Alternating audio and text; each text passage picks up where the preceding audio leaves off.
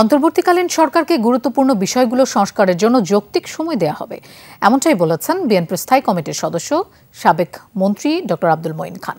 এলো ভিশন মুশকিল আসান অফার, যে কোনো ব্র্যান্ডের পুরনো ফ্রিজ নিয়ে চলে আসুন ভিশন শোরুমে আর নিয়ে যান নতুন ভিশন ফ্রিজ 20% পর্যন্ত ছাড়।